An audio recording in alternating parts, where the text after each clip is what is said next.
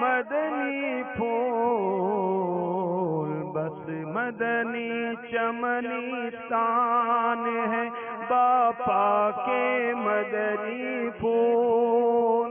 الحمدللہ رب العالمین والصلاة والسلام علی سید المرسلین اما بعد فاعوذ باللہ من الشیطان الرجیم بسم اللہ الرحمن الرحیم الصلاة والسلام علیک یا رسول اللہ وعلی آلک واصحابک یا حبیب اللہ الصلاة والسلام علیک یا نبی اللہ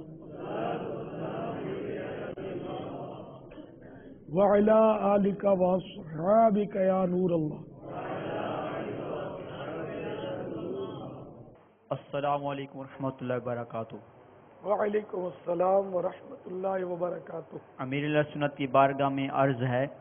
اب یہ سوال پوچھنا تھا، یہ ابھی آپ کی بارگاہ میں وہ کھانا پیش کیا گیا تھا تو مٹی کا جو پانی کا جو پیالہ ہے وہ خالی برتن ڈھکا ہوا ہے، اس کی کیا حکمت ہے یہ پوچھنا تھا. خالی برتن ڈھکنے میں پیالے میں یہ ہے کہ یہ بال وغیرہ کچرا اور گر جاتا ہے بعض اوقات، اور کوئی تو یہ حکمت تو ہے نہیں، یہ اچھی بات ہے. اللہ خیرہ. واللہ تعالی اعلم ورسولہ اعلم عز وجل صلی اللہ تعالی علیہ وسلم. السلام علیکم حضور. وعلیکم السلام ورحمۃ اللہ وبرکاتہ. حضور میں پنجاب شیخو پورہ سے آیا ہوں اور آپ کی بارگاہ میں بلڈ پریشر کے بارے میں پوچھنا ہے کہ یہ کتنی خطرناک مرض ہے اور اس کا کیا علاج ہے. اور میں حضور کچھ عرصے سے بیمار ہوں کافی، تو اس میں خصوصی نظر کرم فرمائیے. گردوں کے متعلق بھی تھوڑا سا ہے. گردہ کلیجی سب انشاءاللہ صحیح ہو جائے گا. بیٹھو. وہ بلڈ پریشر ہائی کیسے ہوتے تو ڈاکٹر صاحبان بیٹے یہی بتا سکتے ہیں. البتہ یہ کہ زیادہ گھی تیل اور نمک کا زیادہ استعمال یہ مضر ہوتا ہے ایسے مریضوں کے لیے، بلکہ جوانی میں ہی اگر پرہیزیاں کریں تو اس طرح کے امراض سے تحفظ حاصل ہو سکتا ہے. ذرا یہ ٹینشن سے بھی بڑھ جاتا ہے بسا اوقات. اب اگر یہ بڑھ ہی گیا ہے تو اب تو اس کو پرہیزی بھی ضروری ہے، اور اگر ڈاکٹر نے دوا شروع کی اس کی تو پھر اس کو عمر بھر نبھانا ہوتا ہے عام طور پہ. لیکن پیٹ کا قفل مدینہ اگر ٹائٹ لگا لینا تو ڈاکٹر کی اگر اجازت ملے تو دوا چھوڑی جا سکتی ہے. جیسے میں برسوں تک میں نے بلڈ پریشر ہائی کی دوائیں کھائی تھی، پھر یہ کہ الحمدللہ آہستہ آہستہ میں نے ڈاکٹر کے مشورے سے اس کو چھوڑ دیا. ایک دم سے نہیں چھوڑا جاتا، کم کر کر کے. پھر وہ کولیسٹرول بڑھ گیا تو بلڈ پریشر بڑھے گا. اچھا، شوگر کے لیے بھی شاید امکانات پیدا ہوں گے. شوگر، کولیسٹرول اور یہ بلڈ پریشر کا ہائی ہونا، یہ تینوں چیزیں جب جمع ہوتی ہیں تو دل کے امراض اور دل کو خطرہ بڑھ جاتا ہے. ہارٹ اٹیک کا خطرہ بڑھتا ہے. اس لیے بس وہ 100 دوا کی ایک دوا پرہیز ہے، سستا علاج، پیسے بچانے والا علاج. گردے کیسے خراب ہوتے ہیں مجھے نہیں پتا. یہ بولتے ہیں یہ پانی کا اور حساب کتاب ہوتا ہے کچھ پانی. ہمارے ہاں گردے زیادہ خراب ہوتے ہیں. سیلون جب گیا تھا سری لنکا، وہاں کسی ڈاکٹر نے بتایا تمہارے ہاں گردے بہت خراب ہوتے ہیں. تو یہ شاید یہ پانی کا کچھ ان کے ہاں حساب کتاب ہے، اور ان کے ہاں کم خراب ہوتے ہیں گردے. ہمارے آنکھیں، وہاں سے آنکھیں آتی ہیں، لاتے ہیں لوگ، یعنی کہ وہ لوگ آنکھیں ایکسپورٹ کرتے ہیں یا بہرحال وہ ڈونیشن میں دیتے ہیں. وہاں کی آنکھیں اچھی مانی جاتی ہیں. اس کی وجہ شاید وہاں گرینش ہوتے ہیں، سبزہ کہا جاتا ہے. لکڑی بھی اگر بو دی جائے تو اگ جاتی ہے. تو سبزہ جو ہے نا وہ آنکھوں کو فائدہ پہنچاتا ہے. سبزہ دیکھنا. الحمدللہ اپنے سر پہ سبزہ ہی ہے. یہ سبز گھاس ہوتی ہے نا، اس کو دیکھے تو یہ آنکھوں کے لیے مفید ہے. واللہ تعالی اعلم ورسولہ اعلم عز وجل صلی اللہ تعالی علیہ وآلہ وسلم. صلو علی الحبیب صلی اللہ تعالی علی محمد. السلام علیکم. وعلیکم السلام ورحمۃ اللہ وبرکاتہ۔ پاپا جان، عرض یہ ہے کہ ہمارے ہاں چھوٹے شہروں میں ایسا ہوتا ہے، اگر کسی ایک کی دعوت آتی ہے تو وہ 2-4 کو ساتھ لے جاتا ہے اور یوں کہتا ہے کہ میرے ساتھ چلو، مجھے دعوت ملی ہے، میں تمہیں لے کر جا رہا ہوں، اور وہاں جا کر ان کے یہاں کھانے کی ترکیب ہوتی ہے، پھر وہ پوا بھی دیتے ہیں 200-400 روپے، پوا نیوتا بھی بولتے ہیں، پوا بھی بولتے ہیں ہمارے یہاں، وہ وہاں پر بھر کر بھی آتے ہیں۔ یعنی دولہا کو دعوت ہوتی ہے تب وہ 2-4 لے جاتا ہے یا جنرل؟ وہاں مطلب یہ کہ اگر عرف ہے تو میں نہیں کہہ سکتا، اگر وہاں کا کہ لوگ برا نہیں مناتے اور انڈرسٹوڈ ہوتا ہے اور وہ کھانا اسی حساب سے پکاتے ہیں کہ ایک کا مطلب 4 اور آئیں گے، اور اگر بالکل یہ عام ہے یہ، تو اس کے بارے میں کچھ میں کہہ نہیں سکتا جائز ناجائز، کیونکہ حدیث شریف میں یہ ہے کہ میرے آقا صلی اللہ تعالی علیہ وآلہ وسلم کو کسی نے دعوت پیش کی، خیر آقا تو اپنے غلاموں کی جان مال سب کے مالک ہیں، امت کی تربیت بھی تو ہے نا، تو بہرحال یہ کہ ایک صاحب پیچھے ہو لیے، وہ پہنچ گئے تو سرکار صلی اللہ تعالی علیہ وآلہ وسلم نے صاحب خانہ سے فرمایا کہ کچھ اس طرح مضمون ہے کہ میں نہیں لایا، یہ خود ہی پیچھے آ گئے، اب تم اجازت دو تو یہ کھا لیں گے، انہوں نے اجازت دے دی۔ ایک حدیث شریف میں فرمایا کہ جو بغیر دعوت کے گیا تو وہ چور ہو کر داخل ہوا، غارت گر بن کے نکلا، تو بغیر دعوت کے کھانا کسی کی یہاں کھا جانا یہ ایک گناہ ہے۔ ہاں جیسے نیاز ہے، اور نیاز بھی اگر کسی نے وہ دعوت ہی کی ہے تو اس میں بھی جائز نہیں ہے کہ نیاز سب کا حق ہوتا ہے، یہ درست نہیں ہے۔ ہاں اگر نیاز کی ترکیب ایسی ہے، پتہ ہے کہ جو آئے وہ کھائے، تو پھر جیسے اب آج کل وہ کھچڑے بٹیں گے اور یہ ہوتا ہے کہ آ جاؤ تو یہ سب کھا سکتے ہیں، لیکن بعض لوگ یہ کہ اہتمام کرتے ہیں اور خاص بعض اوقات تو کارڈ بھی چھاپتے ہیں اور دعوتیں خصوصی دیتے ہیں، تو اس میں نیاز کے لیے بھی اندر داخل نہیں ہو سکتا کھانے کے لیے بغیر اجازت۔ واللہ تعالی اعلم ورسولہ اعلم عز وجل وصلی اللہ تعالی علیہ وآلہ وسلم صلو علی الحبیب۔ وعلیکم السلام ورحمۃ اللہ وبرکاتہ۔ پیارے بابا جان، اگر وضو کرتے وقت کسی کے مسودوں میں سے خون نکلے اور وہ پھر کلی وغیرہ کر لے اور پھر دوبارہ خون نکلے اور رک جائے، اس کے بعد ناک میں پانی چڑھائے اور دوبارہ خون نکلنا شروع ہو جائے، پھر وہ دوبارہ سے وضو کرے اور اس میں پھر پانی کا بھی اسراف ہے، تو اس لیے رہنمائی فرما دیجیے۔ اس کو اسراف نہیں کہیں گے، اگر خون اتنا نکلا کہ وہ تھوک پر غالب ہے، یعنی تھوک سرخ ہو گیا تو یہ تھوک پر غالب ہے، تھوک اگر زرد ہے یلو تو اب یہ کہ تھوک غالب ہے، خون مغلوب ہے نہ کم ہے، یہ مانا جائے گا۔ تو اگر خون غالب آ گیا اور تھوک سرخ ہو گیا تو یہ وضو بھی توڑتا ہے اور ناپاک بھی ہے، چاہے 100 دفعہ آپ کلی کریں تو بھی اگر خون نکلتا ہے تو انتظار تو کرنا پڑے گا، اگر وہ اتنی مقدار میں نکل رہا ہے، جب تک وہ معذور شرعی کے پھر دوسرے حکام ہیں۔ واللہ تعالی اعلم ورسولہ اعلم عز وجل وصلی اللہ تعالی علیہ وآلہ وسلم صلو علی الحبیب۔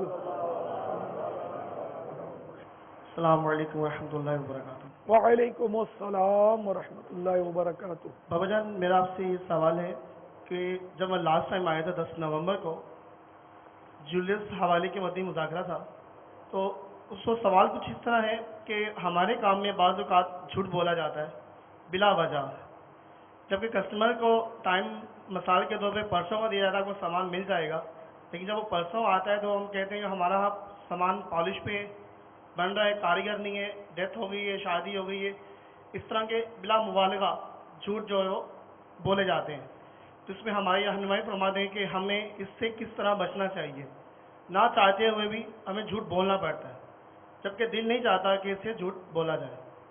اور دوسرا سوال بابا جان آپ سے یہ ہے کہ جب ہم کراچی پہنچے تھے کہ آج قافلے میں، تو بس کے اندر کیسر لگائی ہوئی تھی، اس کے اندر کچھ جملے اس طرح تھے کہ آقا علیہ الصلوۃ والسلام کو کہہ کے بہت پسند تھے، مذاق بہت پسند تھا، تو اس کے بارے میں ارشاد فرما دیں کہ حقیقت ہے یا جھوٹ پر مبنی ہے۔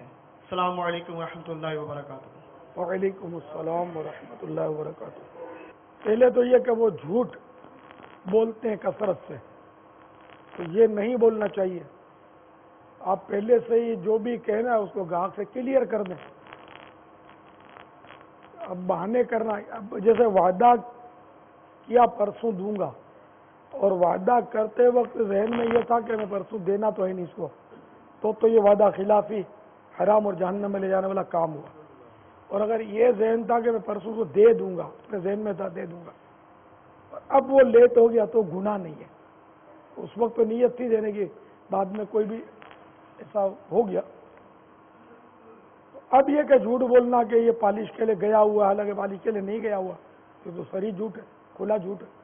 اسی طرح وہ مر گیا, یہ سب اگر یہ اسباب نہیں ہے اور خواہ کا یہ اسباب بتاتا ہے کہ یہ ریزن نہیں تھا تو یہ جھوٹ ہے. تو اس لیے اگر پہلے سے کلیئرفیکیشن کر دی جائے نا کہ اتنے دن میں دوں گا اور اپنی نیت یہ ہو, اور پھر اگر یہ نہیں کر سکے تو اگر اس کو بول دیا کہ یار میں نے آپ کو بولا تو تھا, اس وقت تو میرا ذہن یہی تھا, لیکن میں شرمندہ ہوں کہ آپ کو دے نہیں سکا, مزید مجھے اتنی مہلت دے دیں, تو یہ بھی تو ہو سکتا ہے. جھوٹ تو جائز نہیں ہے, گناہ ہے. اب یہ کہ اس نے کیسٹ لگائی تھی کہ سرکار صلی اللہ تعالی علیہ وسلم کو کہا بہت پسند تھا اور ہنسی مذاق خوب کرتے تھے. نعوذ باللہ من ذالک, یہ تو بالکل اگر کسی نے یہ کہا تو بہتان ہے. سرکار صلی اللہ تعالی علیہ وسلم نے کبھی بھی کہا لگایا ہی نہیں, حدیثوں میں تو یہی ہے. اور یہ میرے آقا صلی اللہ تعالی علیہ وسلم ہی کا ارشاد ہے, التبسم من اللہ والقہقہۃ من الشیطان. یہ طبرانی شریف کی حدیث ہے. تبسم یعنی مسکرانا یہ اللہ کی طرف سے, اور کہا لگانا یہ شیطان کی طرف سے. اب تبسم کس کو کہتے ہیں؟ یہ تبسم ہے, میں نے خود سنا. تو یہ ہنسنا, ضحک اس کو بولتے ہیں ذوات سے. اور کہا یہ میں ہنس کے دکھاؤں گا نہیں, آپ خود ہی سمجھ جائیں. یعنی جو نہیں ہاں کر کے ہنستے ہیں کہ دوسرا بھی ہو تو سن لے, تو یہ کہا کہلاتا ہے. اتنی آواز سے ہنسنا کہ دوسرا سنے. یہ دوسرا سنے یہ سرکار صلی اللہ تعالی علیہ وسلم سے ثابت نہیں ہے. تبسم اور ہنسنا جو دو کر کے دکھائے میں نے, یہ تبسم اور ضحک یہ ثابت ہے. تو یا تو آپ کو ہو سکتا ہے سننے میں غلط فہمی ہوئی ہو, یہ بھی تو ممکن ہے. کیا یہ کہا جا رہا ہو کہ وہ سرکار صلی اللہ تعالی علیہ وسلم کہا نہیں لگاتے تھے, مقرر نے یہ کہا ہو اور وہ بھونپوں بجایا ہو بس کا اس نے, اور آپ کو الٹا سمجھ میں آیا ہو, یہ بھی تو ہو سکتا ہے. یا بس کو جھٹکا لگایا ہو, بریک لگائی ہو, تو کوئی بھی اسباب ہو سکتا ہے. آپ کو چھینک آ گئی ہو اور سمجھ میں کچھ آیا ہو, یہ غلط فہمی ہوتی ہے. سواری میں ایسا زیادہ امکان ہوتا ہے کہ آدمی کو غلط فہمی ہو جائے. چاروں طرف سے گاڑیاں بھونپوں بجاتی ہیں, ریس لگاتے ہیں, کنڈکٹر بعضوں کا آوازیں لگاتے ہیں.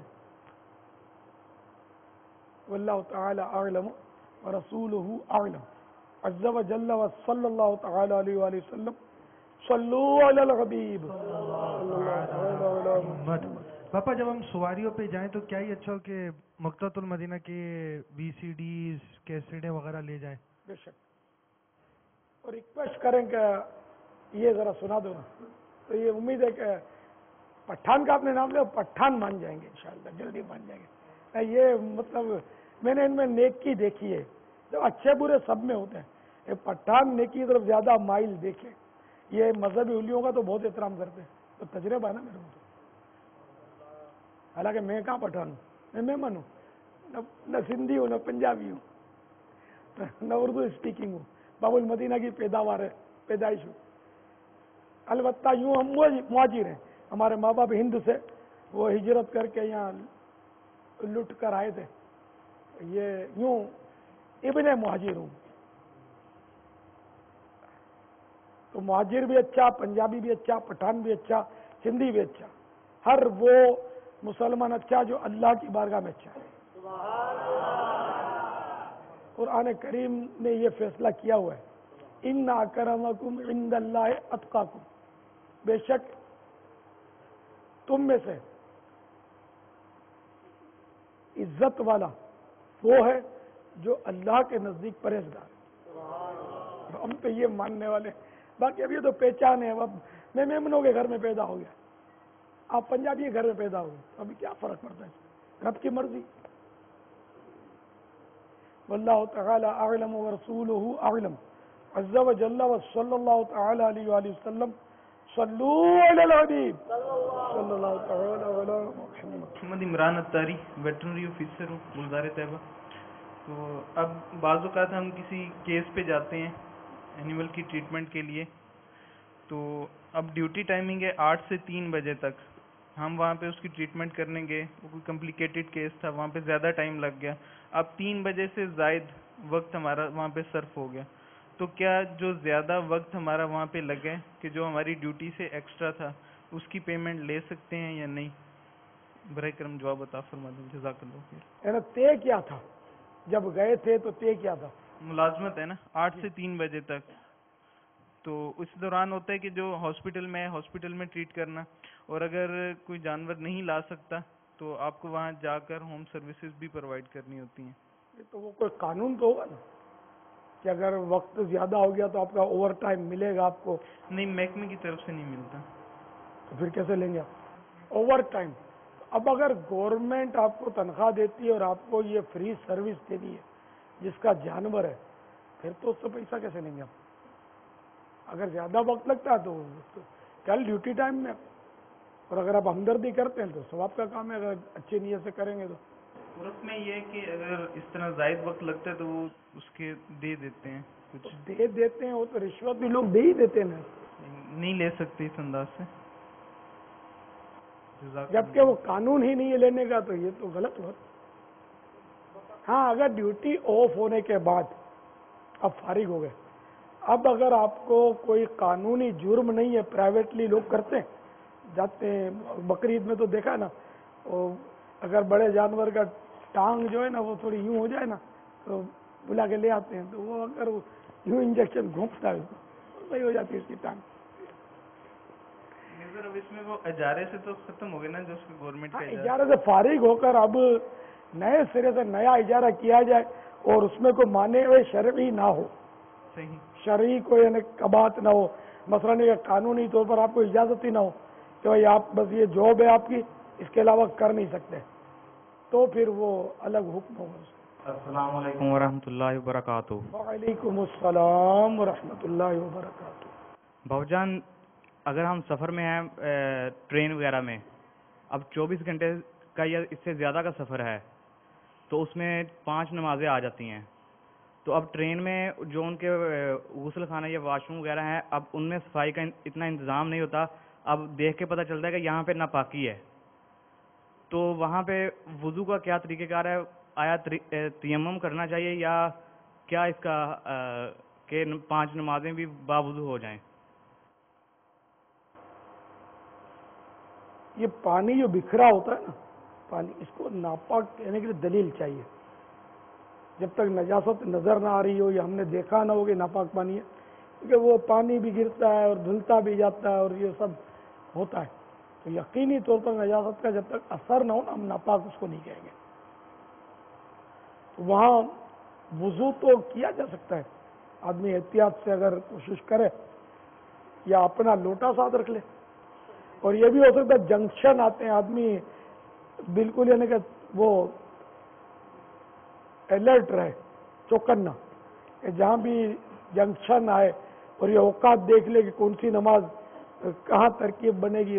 غفلت ہوتی ہے نا لوگوں میں, یہ پرواہ نہیں ہوتی اس کی. مجھے تو میں نے کوئی 100 مرتبہ ٹرین میں سفر کیا ہوگا, میں نے مبالغہ, الحمدللہ کبھی میں نے نماز قضا نہیں کی. الحمدللہ اسٹیشنوں پہ ہم جاگتے تھے راتوں کو بھی, جیسے فجر پڑھنی ہے, نیند چڑھی ہے لیکن بیٹھنا ہے, آپ سوئیں گے تو پھر کھوئیں گے, نماز جائے گی. یا وہ ترکیب عیسائی بھائیوں کو اٹھانا ایک دوسرے کو, یہ ہمارے قافلے میں ایک کرتے تھے. بے خبر ہو کر سو جائے تو اگر چند سکے بھی ہوں تو آدمی کو نیند نہیں آتی, تو نماز کیسے چلی یار نیند کی وجہ سے. احتیاط کرنا آدمی. اور اس کے علاوہ اگر ہم بس میں سفر کر رہے ہیں اب ہمیں پتہ ہے کہ ہم عصر کی نماز کا ٹائم ہو گیا, عصر کی نماز ہم نے وہیں پڑھ لی جہاں پہ ہم ہیں, یا بس اسٹاپ یا جہاں پہ بھی ہم کھڑے ہیں وہاں پہ کسی مسجد میں قریبی میں نماز پڑھ لی ہے.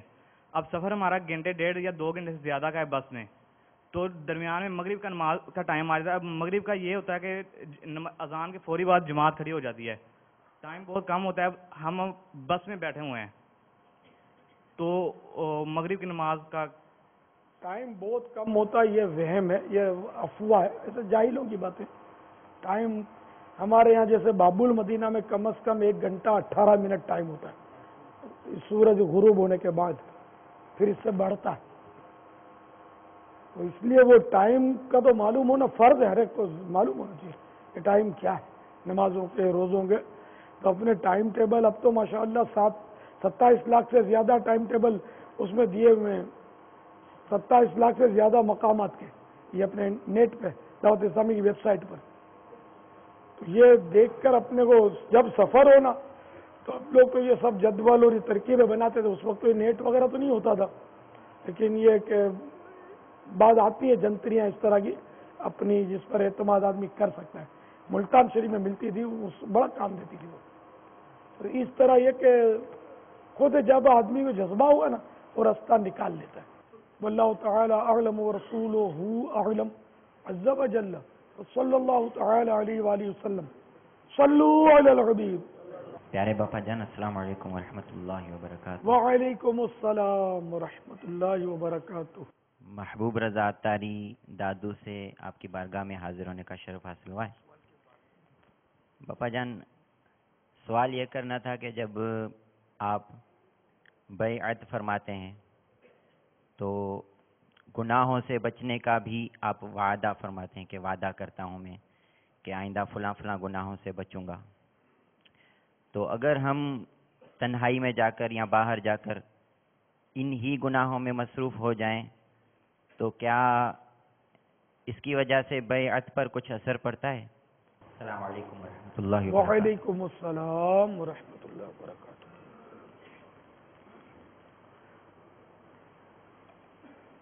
اول تو توبہ کرنے میں یہ ضروری ہے کہ جو گناہ کیا تھا اسے جب توبہ کی تو آئندہ وہ گناہ نہیں کروں گا, اس کا عزم مصمم ہو, یہ فیصلہ ہو گیا وہ گناہ نہیں کروں گا, تبھی توبہ کی قبولیت کی صورت بنے گی.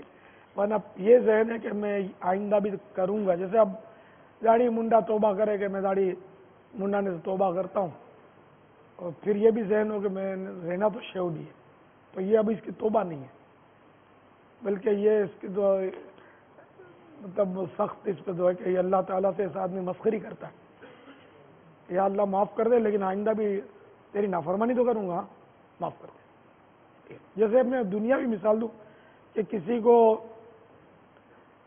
آپ نے چانٹا مارا, پھر بولا سوری مگر آپ دوسرا ماروں گا سوری, اب وہ کیسے معاف کرے گا؟ دنیا کی مثال ہے, بلکہ یہ تو ایک مذاق بن جائے گا. تو اب وعدہ کرتے وقت اگر یہ ذہن میں کہ میں واقعی نہیں کروں گا گناہ اور بعد میں یہ ہو گیا گناہ, تو خیر اس کی توبہ تو اس پر لازم ہے, بیعت پر اثر نہیں پڑے گا.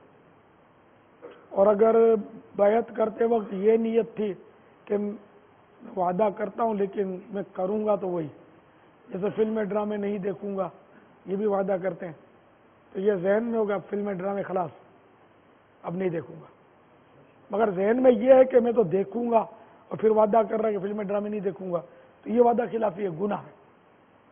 بہرحال یہ کہ اس کی مرید رہے گا, بیعت ٹوٹے گی نہیں, لیکن مرید بننا یہ تو ایک امر مستحب کام ہے, اور گناہ کرنا حرام اور جہنم میں لے جانے والا کام ہے. مرید نہیں بنے گا تو جہنم ہی نہیں ہو جائے گا. وعدہ خلافی جان بوجھ کر جو میں نے طریقہ بتایا کہ وعدے کی تعریف یہ ہے کہ وعدہ کرتے وقت ذہن میں ہو کہ میں ایسا نہیں کروں گا, اور پھر بھی یہ کرے وعدہ کہ مثلا میں وعدہ کرتا ہوں کہ جھوٹ نہیں بولوں گا, اور دل میں یہ کہ جھوٹ تو بولوں گا, تو یہ وعدہ خلافی اور یہ حرام, منافق کی علامت. تو یہ کرنے سے تو جہنم کا حقدار ہوا. اگر کسی کا مرید زندگی بھر نہیں بنتا تو جہنم کا حقدار نہیں ہے, گناہ نہیں ہے. ہو جائے تو اچھا، نہ ہو تو کوئی بات نہیں. بلکہ غوث پاک نے تو یہاں تک فرمایا کہ جو میرا عقیدت مند ہے وہ بھی میرا مرید ہے. تو یوں اعلیٰ حضرت فرماتے کوئی سنی بے پیرا نہیں ہے. یار کوئی ایسا سنی ہے ہی نہیں جس کو ہمارے غوث پاک سے عقیدت نہ ہو. لیکن کسی جامع شرائط پیر کے ہاتھ میں ہاتھ دینا چاہیے کہ اس کی اپنی برکتیں ہیں، اور یہ ہمارے مشائخ کا ایک سلسلہ صدیوں سے چلا آ رہا ہے. واللہ تعالی اعلم ورسولہ اعلم عز وجل. صلی اللہ تعالی علیہ وآلہ وسلم. صلو علی الحبیب.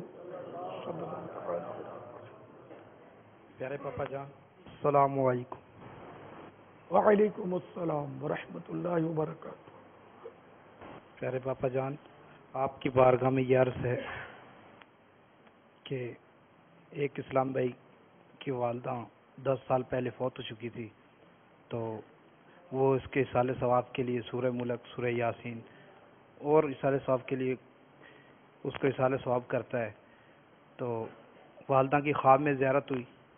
وہ کہتی ہے کہ میرے لیے اصالہ ثواب نہیں کرتا، تو وہ کہتا ہے کہ میں اصالہ ثواب کرتا ہوں. تو وہ والدہ کہتی ہے میرے پاس نہیں پہنچتا. تو اصالہ ثواب کے لیے طریقہ رہنمائی فرما دیں ہماری، اور میں انشاءاللہ 12 ماہ آپ کی بارگاہ میں پیش کرتا ہوں. آپ مجھے قبول فرما لیں.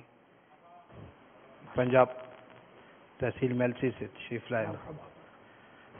ماشاء اللہ. وعلیکم السلام ورحمۃ اللہ وبرکاتہ. اب جیسے سورہ ملک کہا تو سورہ ملک نہیں ہے نا، سورہ ملک. تو اب عین ممکن ہے کہ وہ اتنا غلط پڑھتا ہو پڑھنے والا کہ اس کا ثواب بنتا ہی نہ ہو. جب ثواب بنے گا نہیں تو پہنچے گا کیا؟ درست پڑھنا سیکھے اور درست پڑھے. اور ایصال ثواب کے لیے اتنا ہی کافی ہے کہ میں نے جو کچھ پڑھا میری مرحومہ امی کو پہنچے ثواب، یہ بھی کافی ہے. فاتحہ کا طریقہ اور رسالہ لکھا ہوا اپنا، اس میں سے طریقہ دیکھ لیں. واللہ تعالی اعلم ورسولہ اعلم عز وجل. وصلی اللہ تعالی علیہ وآلہ وسلم. صلو علی الحبیب صلی اللہ وسلم. السلام علیکم ورحمۃ اللہ وبرکاتہ. وعلیکم السلام ورحمۃ اللہ وبرکاتہ. باپا جان کوئی اپنے پیر کی شان میں گستاخی کرے تو اس کی بیعت قائم رہے گی؟ ٹوٹ جائے گی. جزاکم اللہ. بلکہ اعلیٰ حضرت نے تو یہاں تک لکھا کہ اگر عقیدت اس کی فسخ ہو گئی تو پھر یہ بھی ارتداد بیعت ہے، بیعت اس کی گئی. پیر کی عقیدت جاتی رہی تو بیعت بھی جاتی رہی. واللہ تعالی اعلم ورسولہ اعلم عز وجل. وصلی اللہ تعالی علیہ وآلہ وسلم. صلو علی الحبیب صلی اللہ تعالی علی محمد. بھی جیسے ایک سوال ہوا گستاخی کے حوالے سے، تو کچھ اگر اس کی بھی وضاحت ہو کہ گستاخی کس طرح سے ہوتی ہے، کیسے ہوتی ہے. کیونکہ بعض اوقات ہم اگر کسی کو مطلب جس چیز کو گستاخی سمجھتے ہیں تو وہ تو بہت ہائی لیول پر جا کر ہمیں محسوس ہوتی ہے، لیکن بعض اوقات چھوٹی چھوٹی باتیں بھی مطلب ظاہر ہے وہ عقیدت کم کر دیتی ہیں. تو اگر اس پر بھی کچھ تربیت ہو جائے باپا، تاکہ ظاہر یہ فیض جو ہے، یہ برکتیں جو ہیں وہ ہم سے جب تک ہم زندہ رہیں ہمارے ساتھ قائم رہیں. یار یہ تو بڑا مشکل ٹاپک ہے. اعلیٰ حضرت رحمۃ اللہ تعالی علیہ نے تو یہاں تک لکھا ہے کہ پیر پر اعتراض کرنے والا فلاح نہیں پائے گا، کامیاب نہیں ہوگا. اب آپ کو پتا ہے کہ اتاری کہنے والے کتنے اعتراضات مجھ پر کرتے رہے ہیں، اور طرح طرح کے اعتراضات سن کر اب میں تو بوڑھا ہو گیا. یوں نہیں کرنا چاہیے تھا، یہ فیصلہ غلط ہو گیا، یہ اس کو چڑھا دیا، اس کو ایک بولتے رہتے ہیں. اور مبلغ بھی سب نہیں، لیکن ایک تعداد ہوتی ہے کہ یہ کرتی رہتی ہے. تحریک ہے، یہ تو اتنی بڑی تنظیم ہے. تو اس میں ظاہر ہے کہ وہ ہر طرح کے صحیح آ جاتے ہیں، بیعت ہو جاتے ہیں، لیکن ذہن نہیں ہوتا. مبلغ بن جاتے ہیں، بعض اوقات ذمہ دار بن جاتے ہیں، ذہن نہیں ہوتا، اعتراضات کرتے رہتے ہیں. یعنی کوئی مطلب یعنی کہ ذہن میں اختلاف رائے پیدا ہونا اور اس کا حل پوچھنا، یہ اعتراض نہیں ہے. یہ اعتراض کہ مثلا یار یہ سفید کپڑے پر ہی کیوں ضد کرتے ہیں پیر صاحب، اور رنگ بھی تو جائز ہے، یہ اعتراض ہوا. تو اس طرح کے کئی اعتراض کہ یہ فیصلہ غلط ہو گیا، یہ فیصلہ انہوں نے غلط کر دیا، ان کو احتیاط کرنی تھی، وہاں یہ احتیاط کرنی تھی، اور وہ اس کو آگے بڑھا دیا، اس کو پیچھے ہٹا دیا. ایسی عجیب عجیب باتیں. اب تو الحمدللہ کافی کم ہو گئی جب سے مرکزی مجلس شورا ہماری ایک دم فعال ہو گئی نا، تو اس طرح کی بہت ساری باتیں دب گئی، ورنہ پہلے طرح طرح طرح کے اعتراضات کرتے تھے. یہاں تک کہ معاذ اللہ تعصب تک کے اعتراض کرتے تھے کہ اپنے آدمیوں کو بڑھاتا ہے، اپنی قوم والوں کو بڑھاتا ہے، اس کا بڑھاتا ہے، اس کو بڑھاتا ہے. معاذ اللہ ثم معاذ اللہ.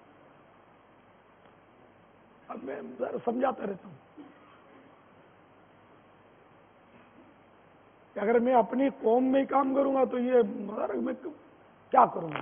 یہ کون اس میں میری قوم کا ایک بھی نہیں ہوگا اللہ ماشاء اللہ وہ اکا دکا.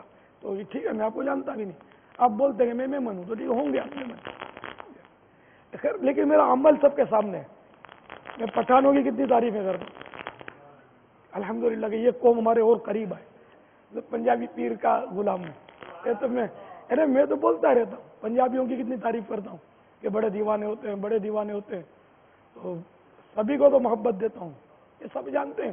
اور ورنہ یہ لاکھوں کروڑوں ہمارے پاس جمع ہوتے ہی نہیں دعوت اسلامی میں. خاصا بس بولنے کی خاطر بس اعتراض، بدگمانی، یہ کبھی سوچنا بھی نہیں میرے بارے میں، نعوذ باللہ. لیکن کسی مسلمان کے بارے میں بدگمانی نہ کی جائے. جو کام کرتا ہے اس کو سلام ہے. اب میں جیسے کہ ٹھیک ہے نا، اب اتفاق سے میں ہوئی میمن، تو یہ آپ پر الزام ہے کہ میمن کو آگے کیوں بڑھا دیا؟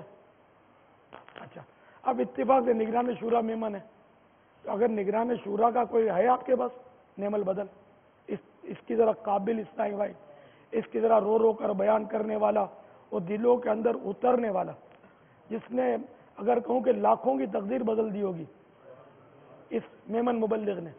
اب اس کو صرف میمن سے اٹھا کے پھینک دوں میں؟ یار کوئی بات نہیں. اب اتفاق ہے، ایک بڑھ گیا تو یہ میمن کو آگے کر دیا، میں نے آگے کیا، اس کی صلاحیتوں نے اس کو آگے کیا. سیدھی بات ہے مطلب. تو معاذ اللہ یہ اس طرح کی بھی پہلے یہ باتیں تھی، اب دب گئی، اب نہیں بولتے. اس طرح کے لوگ بھاگ بھوک گئے ادھر ادھر. الحمدللہ میں تو آپ کے سب کا ہوں. اچھا، مزے کی بات یہ ہے کہ میرے ساتھ دو اسلامی بھائی رہتے ہیں، میرے ساتھ رہتے ہیں عام طور پر. وہ دونوں میں سے ایک بھی میمن نہیں ہے. ایک آپ کا پنجابی ہے، ایک سندھی ہے، میمن نہیں ہے.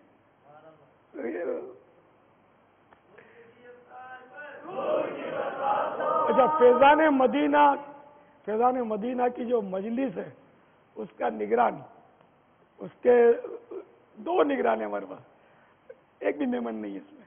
اچھا، مرکزی مجلس شورا امام بھی میمن نہیں ہے، ملتانی ہے. اچھا، مرکزی مجلس شورا میں اکثریت غیر میمن ہوئی کی ہے. پہلے بالکل ایسی بیوقوفی جیسی باتیں کرنے والے کرتے تھے پہلے. بعض اچھے یعنی کہ سمجھدار قسم کے اسلامی بھائی بھی اس طرح کی باتیں کرتے تھے. یہ سب کو سمجھا بوجھا کر بھی جو نہیں سمجھا وہ خود ہی آہستہ آہستہ وہ دل میں بدگمانیاں لے کر چلا گیا. تو اللہ خوش رکھے. کیا کر یہ مدنی قافلوں کا پورا جو مطلب ہے نا کہ الحمدللہ نظام دنیا بھر کا، یہ حاجی امین پنجابی اور پٹھانوں میں تو کچھ پتہ ہی نہیں ہے. پنجابی شک تھا کہ یہ پنجابی ہیں، پورے قافلے تو میرا پنجابی چلا رہا ہے دنیا بھر کا. تو اب میں میمن نوازی کر کے پھر جاؤں گا گا بچ کے. نعوذ باللہ من ذالک. ہرگز ایسا نہیں ہے. یہ قدرتی بات ہے کہ اپنی بولی سے، اپنی برادری سے فطری طور پر آدمی کو کشش ہوتی ہے. آپ کو دنیا میں کہیں جائیں گے پنجابی ملے گا تو آپ کو مزہ آئے گا، سندھی کو سندھی ملے گا تو مزہ آئے گا. تو یہ اور ایک بات ہے. لیکن ظاہر ہے کہ اس کا مطلب یہ تھوڑی کہ اگر مہمان ہے تو اس کی غلط باتوں کو بھی آدمی اپریشیٹ کرے اور اس سیکھ کو دے اور دوسروں میں ناانصافی کرے، ایسا کچھ بھی نہیں. بلکہ سچی بات ہے کہ میں نے ایک بار بھی حاجی عمران کو نگران بنایا ہی نہیں. اس کے گواہ ملیں گے آپ کو. پرانے جو اراکین شورا ہیں سب کو پتہ، میں نے ایک بار بھی نہیں بنایا نگران، بلکہ ہمیشہ میں نے شروع سے پہلی بار میں نے حاجی مشتاق کو نگران بنایا تھا. وہ بھی میمن نہیں ہے، شورا کا نگران میں بنایا. میں نے جب اعلان کیا تب حاجی مشتاق کو پتا چلا کہ میں نگران بن گیا ہوں، اس کو بھی نہیں بتایا تھا، میں اعلان کر دیا. پھر وہ بیچارے کینسر ہو گیا تو ان کا جو قائم مقام حاجی عمران کام کرنے لگے، تو یہ ماشاءاللہ اتنا بہترین کام کیا کہ سب کی نظر میں پھب گئے. تو اب حاجی مشتاق فوت ہو گیا، اب کیا جائے. تو میں نے کہا کہ آپ لوگ مل کر جس کو چاہو نگران بنا لو. میں نے ووٹنگ، میری اپنی موجودگی میں ووٹنگ کروائی، چٹھیاں لکھا کر، کوئی کسی کو چٹھی نہ بتائے. اور اس طرح جب چٹھیاں کھولیں تو حاجی عمران کو ایک ووٹ کم ملا، باقی سب نے حاجی عمران کو نگران بنایا. تو ووٹ کم کس کا تھا پتہ ہے؟ وہ خود ان کا اپنا تھا. انہوں نے اپنے ووٹ پہ دوسرے کا نام لکھا تھا کہ فلاں کو نگران بنا دو، باقی سب نے ان کو عمران کو چنا. اچھا، اس کے بعد سے اب تک کتنے سال ہو گئے بھائی؟ 11 سال ہو گئے نا. 11 سال سے یہ 100% غالباً 100% سب بھی ان کو ووٹ دیتے ہیں. اب تو میں شرکت بھی نہیں کرتا اس میں، ان کے الیکشن میں. تو یہ ترکیب بن جاتی ہے ان کی، اور یہ سب ان کو پتا. اب کوئی بولے گا یہ تب کیا ہے، تو یہ ساری پھر شورا کے کیا کرے گی. 19 تو پہلے تھے، تو بڑھ گئے نا، 20 ہو گئے. حاجی زمزم فوت ہو گیا. حاجی زمزم کو کتنی محبت کرتا ہوں، میمن نہیں تھے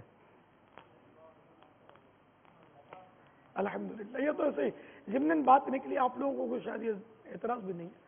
میں تو کام کرنے والے سے پیار کرتا ہوں یار، جو کام کرے اس کو سلام. بس سنتوں کی خدمت کریں، کام کریں، بس سنتوں کی دھومیں مچائیں، مدنی قافلوں کی ریل پیل کر دیں، مدنی انعامات پر عمل کرنے والے اور عمل کروانے والے بن جائیں. السلام علیکم ورحمۃ وعلیکم السلام ورحمۃ اللہ وبرکاتہ. وفارض ہے کہ جیسے مرکزی مجلس شورا بھی آپ نے بنائی، اور اسی طرح تمام مجالس اور دعوت اسلامی بھی آپ کی ہے. تو اگر کوئی اسلامی بھائی بلا وجہ مرکزی مجلس شورا پہ یا کسی بھی مجلس پہ اعتراض کرے تو کیا وہ اعتراض کرنا پیر پر اعتراض کرنا ہوگا؟ نہ مرکزی مجلس شورا والے معصومین ہیں، نہ میں معصوم ہوں. خطائیں تو میں کرتا ہی ہوں ظاہر، مگر اعتراض جو ہے نا وہ الگ ہوتا ہے، اور خطا پر اصلاح کی کوئی ترکیب بنانا اور چیز ہوتی ہے. واللہ تعالی اعلم ورسولہ اعلم عز وجل. صلی اللہ تعالی علیہ وآلہ وسلم. صلو علی الحبیب. السلام علیکم ورحمۃ اللہ وبرکاتہ. وعلیکم السلام ورحمۃ اللہ وبرکاتہ. کسی نے جس کے پاس میں سیلمنی کا کام کرتا تھا، اس نے کہا کہ یہ بندہ نعتیں لگا کے تحدیث نعمت کے لیے عرض کرتا ہوں، اور اس میں جو میرا سوال ہے اس لیے عرض کر رہا ہوں کہ یہ روتا ہے اور اپنا کام خوب انجام دیتا ہے. تو انہوں نے کہا ایسا بندہ، تو جو انہوں نے کہا، تو جب سے یعنی یہ سلسلہ چل رہا ہے، اب میری عادت ہو گئی ہے کہ میں مدنی چینل بھی گھنٹوں دیکھتا ہوں. اپنے فورمین سے بھی عرض کیا کہ مجھے اضافی نہیں چاہیے، ڈیوٹی کے بعد فوراً گھر آتا ہوں اور مدنی چینل دیکھتا ہوں، جمعے کو بھی، اور اسی کے دوران میں اراد و وظائف پورے کرتا ہوں. بس یہ عرض کرنا تھا کہ اس کے دوران جو خاص دینی باتیں ہوتی ہیں، سنتوں کا بیان، اس میں بس رکتا ہوں، ورنہ جو باقی سلسلے ہوتے ہیں ان میں اپنے تمام اراد و وظائف پڑھتا ہوں، حتیٰ کہ سورہ یاسین اور ملک کی بھی تلاوت کرتا ہوں. آیا کہ ایسا کرنا ٹھیک ہے؟ جزاک اللہ خیر. السلام علیکم. وعلیکم السلام ورحمۃ اللہ وبرکاتہ. توجہ تو نہیں رہے گی، دونوں طرف توجہ نہیں رہے گی. ایک کام کیا جائے ایک وقت میں، اور تلاوت کرتے ہوئے تو اور بھی زیادہ خطرناک ہے، بالکل یعنی کہ یکسوئی کے ساتھ کیجیے. واللہ تعالی اعلم ورسولہ اعلم عز وجل وصلی اللہ تعالی علیہ وآلہ وسلم. صلو علی الحبیب صلی اللہ تعالی علیہ وسلم. باپا جان کی بارگاہ میں السلام علیکم ورحمۃ اللہ وبرکاتہ.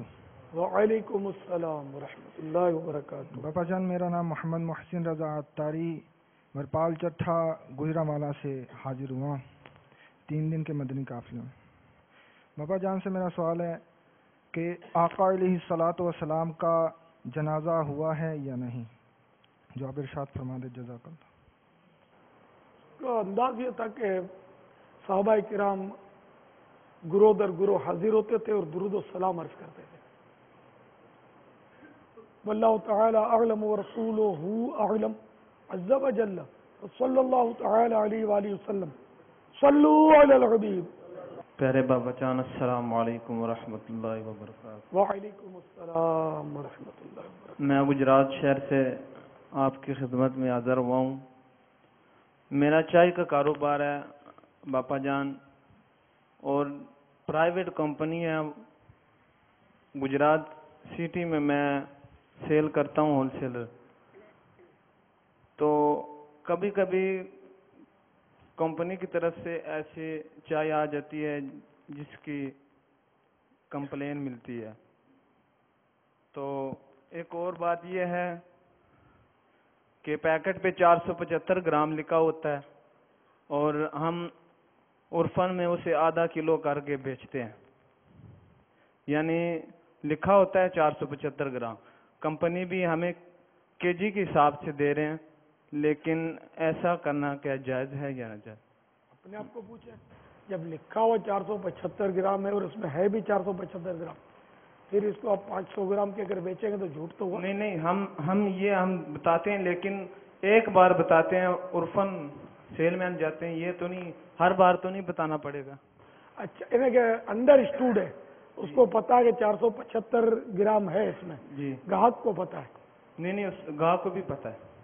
ग्राहक को तो नहीं पता होगा या पता होगा, लेकिन दुकानदार को पता है। आप जिसको देते हैं वो आपका ग्राहक जी, दुकानदार जिसको सप्लाई किया वो आगे, वो जो भी करे उसका जिम्मेदार वो है। अच्छा, कभी कभी कंप्लेन आती है तो वो हमें बताते हैं ये कैसा है, वो तकरीबन मुख्तलिफ किस्म के वो ब्लेंड करते हैं, ए बी सी ग्रेड, तो हमें वो बंद पैकिंग आती है, तो क्या हम इसमें भी गुनाहगार हम भी होंगे? अगर वो मसलन एक है 400 रुपये वाली, एक है 300 वाली, एक है 200 वाली, वो ब्लेंड करता है और वो अपनी वो चलाया हुआ इसने, तो क्या हम भी उसमें गुनाहगार होंगे? अगर ये आपका मसला बड़ा पेचीदा है, चाय का इतना इसमें हिसाब किताब, इसमें मुख्तलिफ चाय मिक्स करते हैं। अच्छा, फिर वो जो भुने हुए चने इसका छिलका मिक्स करते हैं। अच्छा, इस पर रंग चढ़ाते हैं और शायद इस पर कोई एसेंस भी छिड़कते हैं और इस तरह ये खूबसूरत करके चाय को ये पेश करते हैं। अब अगर इसमें आपको ये कंफर्म पता है कि मिलावट है, तब तो मिलावट शो करके बेचेंगे तो गुनाह नहीं है, और अगर ये मिलावट का पता है फिर भी इसको आप मिलावट शो किए भी अगर बेचेंगे तो गुनाहगार होंगे। सल्लू अलल हबीब। होते क्या शान है बापा के मदनी फूल, बस मदनी चमनी स्थान है बापा के मदनी फूल।